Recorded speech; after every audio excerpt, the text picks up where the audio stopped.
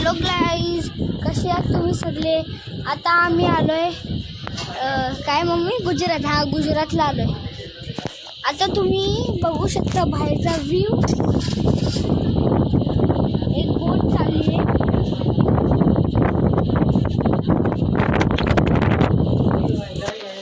तुम्ही तर बघितलाच असेल व्ह्यू. आता आपण चाललोय वरती. इकडून वरती चाललोय. चला वरती रे. कुठं कुठं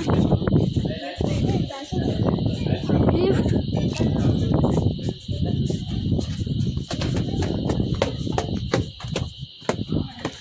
लिफ्टच नाही आहे, बंद आहे.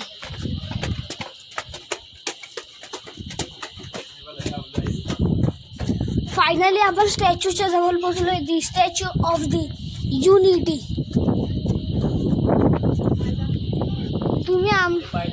तुम्ही आमच्या मागं बघू शकतात काय स्टॅच्यू ऑफ युनिटी.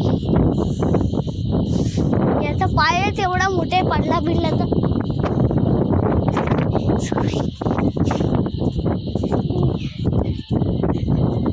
मम्मी अंगठा बघा आता याचा अंगठा. जग बी खूप. मम्मी चढू का वरती. एवढं मोठं स्टॅच्यू. बापरे. अंगठा.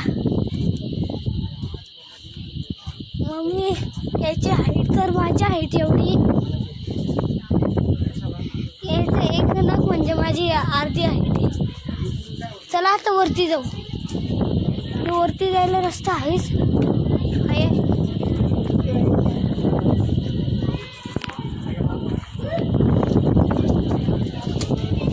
आता मी वरतूनच व्ह्यू दाखवतो.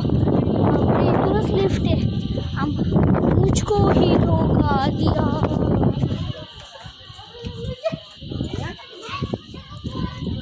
नुसती गुजराती बोलतात, गुजराती. बघितलं का.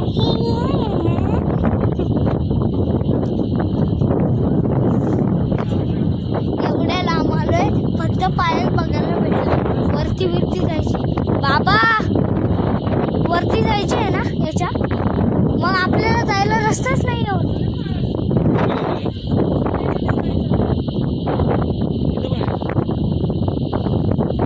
इथून जवळ पडतो ना. बापरे, यांची भांडणं चालू आहेत. तुम्हाला अंगठा दिसतच असेल.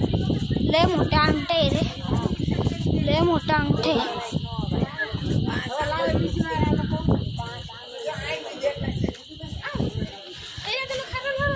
सूर्याची लाईट एवढी येते. सावली चल. यांनी तर सावली दिली. कुठे चाललो आता. आपल्याला त्या बिल्डिंग मध्ये चढायचे.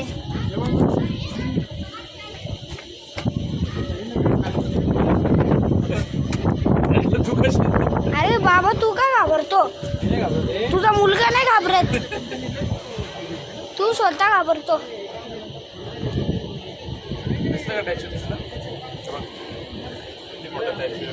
एवढा मोठा स्टॅच्यू जीवनात बघितलंय का.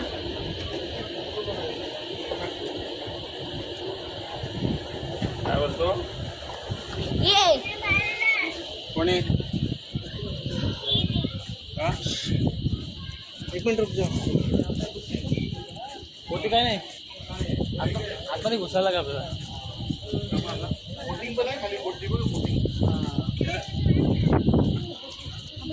बोटिंग पण जाऊ ना. इकडे जाऊ तिकडे जाऊ. मला जायचं होतं तिकडे सफारीला. इथं नेणारच नाहीये. सफारीचा सपना कुठला रे.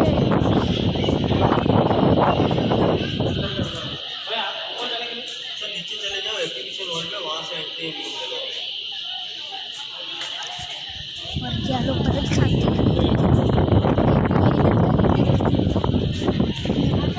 बंद का करू. फोटो घ्या. नको राहू दे. चल आता परत खालती.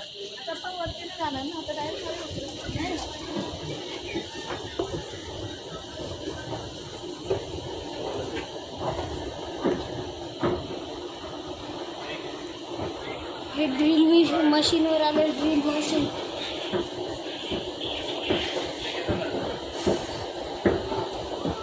स्टॅच्यू बरोबर.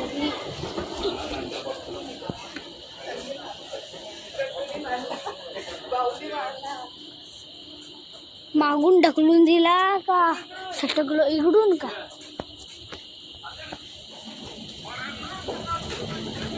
आपण आता परत खालती चाललो.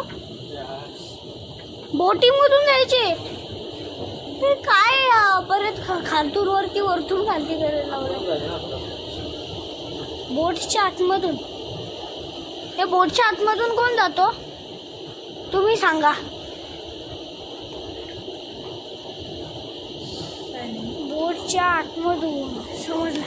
तू पुढे जाशील, मी सगळ्यात पुढे राहील. सगळे आता पुढं, आदिराजे भाऊ सगळे आता माग. काही नाही समजावं.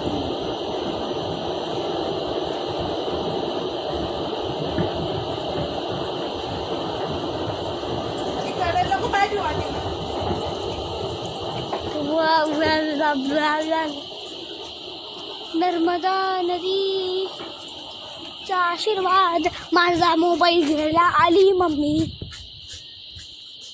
Japan, Europe, India. मम्मीनी खाल्ला पिंड्या. काय ये पाय अटकलेला.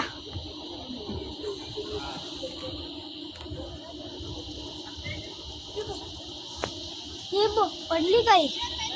तुम्ही बघितलं असेल तर, मम्मी पडली तर कमेंट करा.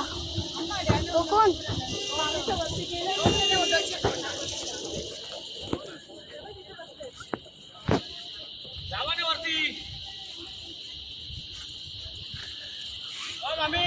ब्लॉग बंद करून हे खालती काय रे? मी काय केलंय मम्मी? खालतून वरती आणायला.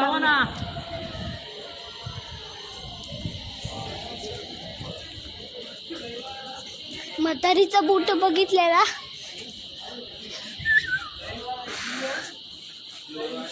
ते बोलले बुटांच्या जवळ एंट्री. इंग्लिश वाचायचं.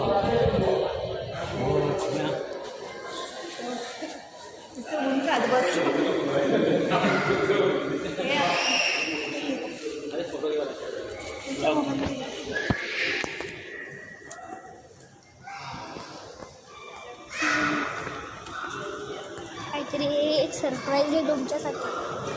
केस बरोबर आहेत ना माझे? सांगा हा मला. PM मोदीजी, debate by honourable prime minister Shri Narendra Modi. Shri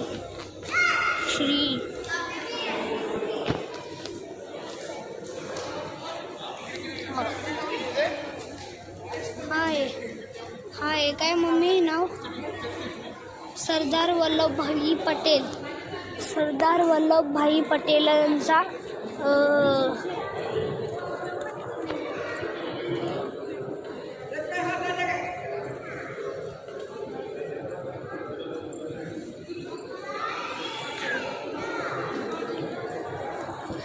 सरदार वल्लभभाई पटेलांचा तोंडाचा स्टॅच्यू. वल्लभ भाई पटेल की शादी जबेबा से हुई थी और उनको ईश्वर की कृपा से 2 बच्चे हुए, मणिबेन और दानिया भाई. जबेबा का निधन युवावस्था में हो जाने से वो एक दुखी और एकाकी पुरुष रह गए थे. हालांकि उनके अंतर्मन में देश की स्वतंत्रता का लक्ष्य सुलग रहा था. वल्लभ भाई पटेल 35 वर्ष की आयु में मिडिल टेम्पल में बार की पढ़ाई करने के लिए लंदन गए, जहां उन्होंने लगातार कठोर परिश्रम किया और शानदार परिणाम प्राप्त कर उत्तीर्ण हुए. वल्लभ भाई पटेल 1913 में भारत लौटने के बाद बहुत जल्द ही अहमदाबाद के अग्रणी आपराधिक वकील बन गए. न्यायालय में उनकी लाजवाब बहसों के कारण वो बहुत प्रख्यात हुए मित्रों की सलाह पर उन्होंने अपने बढ़ रहे कानूनी सलाह के पेशे के साथ ही एक नई जिम्मेदारी ले ली। उन्हें नगरपालिका के चुनाव में चुना गया और उन्होंने अहमदाबाद में स्वच्छता, बिजली, पानी की आपूर्ति और नगर नियोजन को बेहतर बनाने में उत्कृष्ट योगदान दिया। वल्लभ भाई पटेल 1917 में महात्मा गांधी से मिले और इस मुलाकात ने उनके जीवन की राह को बदल दिया। महात्मा के सिद्धांत सत्याग्रह, ब्रिटिश साम्राज्यवाद के विरुद्ध अहिंसक तरीके ने उनके मन को जीत लिया। गांधी जी ने बहुत जल्द ही वल्लभ भाई पटेल की बुद्धि और क्षमता को पहचान लिया और तत्काल ही उनको 1918 में उनके गृह जिले खेड़ा में सत्याग्रह का नायक बना दिया। उसके बाद उन्होंने पीछे मुड़कर नहीं देखा।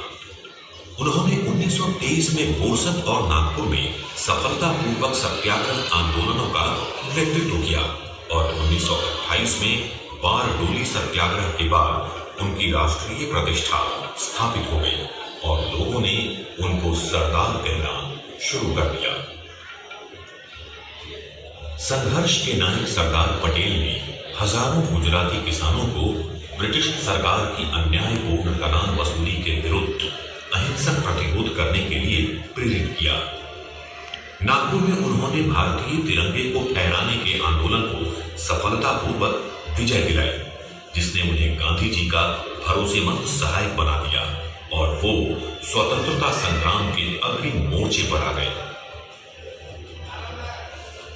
गांधी जी का 1942 में भारत छोड़ो आंदोलन का आह्वान पूरे देश में गुंजायमान हो रहा था और इससे स्वतंत्रता संग्राम में एक नया आवेग उत्पन्न हो गया। ब्रिटिश सरकार ने गांधी जी, सरदार पटेल और अन्य प्रमुख नेताओं को गिरफ्तार कर जेल में डाल दिया। स्वतंत्रता आंदोलन के दौरान स्वयं सरदार पटेल 6 बार जेल गए थे।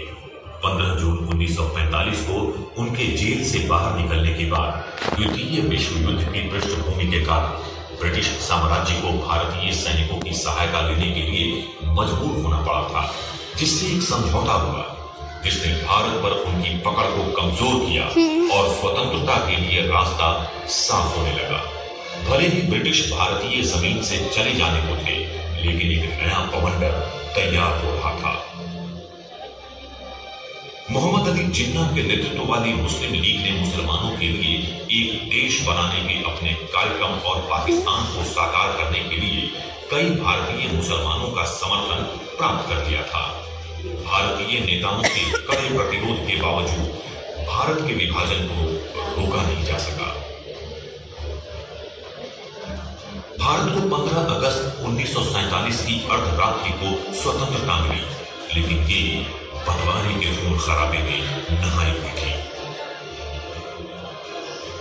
सरदार को भारत का पहला उप प्रधानमंत्री और गृह मंत्री चुना गया और साथ ही उन्हें सूचना और प्रसारण का अतिरिक्त कार्यभार भी सौंपा गया। विभाजन के प्रबल विरोधी होने के बावजूद वो अब इस प्रक्रिया की पीड़ा और त्रासदी को कम करने के उपायों को तलाश रहे थे। वो एक अनुभवी नायक और कुशल राजनेता थे। अब उनके सामने 2 विशालकाय चुनौतियां थी। पहला, सांप्रदायिक हिंसा को नियंत्रित करना, जो विभाजन के कारण काबू से बाहर हो चुकी थी। लोगों की भीड़ को नियंत्रित और शांत करना और अन्न, आश्रय व शरणार्थियों के सुरक्षित परिवहन की व्यवस्था करना। दूसरा, भारतीय संघ में 550 से अधिक रजवाड़ों के विलय को सुनिश्चित करना। दृढ़ इच्छा शक्ति और दूरदृष्टि का प्रयोग करके उन्होंने राजकुमारों को भारतीय संप्रभुता में शामिल होने के लिए समझाया। उन्होंने 4 वर्षों 1946 से 1950 तक लगातार बिना थके काम किया और एक संगठित राष्ट्र के विशाल लक्ष्य के लिए प्रतिबद्ध होकर भारत मां को सुरक्षित और एकीकृत किया। ये उनकी देश के लिए महानतम विरासत और उपहार थी। राष्ट्र के लिए एक सशक्त नींव बनाने के अपने विचार और इच्छा के साथ उन्होंने भारत के संविधान को स्वरूप देने में भी अपना महत्वपूर्ण योगदान दिया था। प्रभावी तंत्रों और सेवाओं की शक्ति की समझ के कारण उन्होंने अखिल भारतीय प्रशासनिक सेवाओं और भारतीय पुलिस सेवा का गठन और उनका ढांचा तैयार किया। सरदार पटेल ने 1950 में अपनी अंतिम श्वास ली और राष्ट्र अपने सरदार के निधन पर शोक में डूब गया। उनके ही कारण हम अपने देश की एकता पर गौरवान्वित हो सकते हैं। भले ही यहाँ संस्कृतियों, समुदायों, भूमि और भाषाओं की विविधता हो, लेकिन हम एक हैं। उन्होंने न केवल भारत के नक्शे पर बल्कि सभी भारतीयों के दिलों और दिमागों पर अपनी अमिट छाप छोड़ी है। सरदार पटेल की विरासत हमें आज भी राह दिखाती व प्रेरित करती है।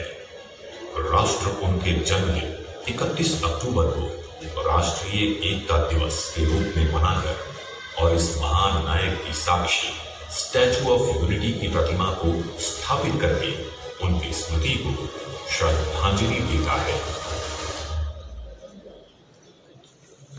बघितलं असेल, मी तुम्हाला दाखवलं की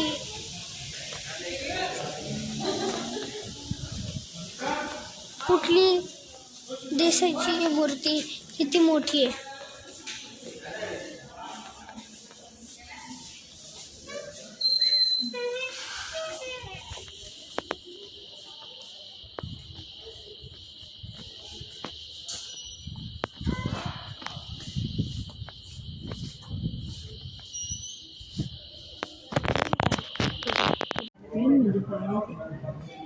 खालून दिसतं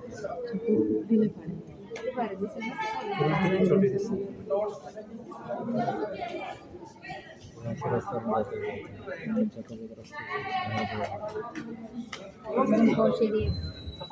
महाराष्ट्रात होऊ शकत एवढा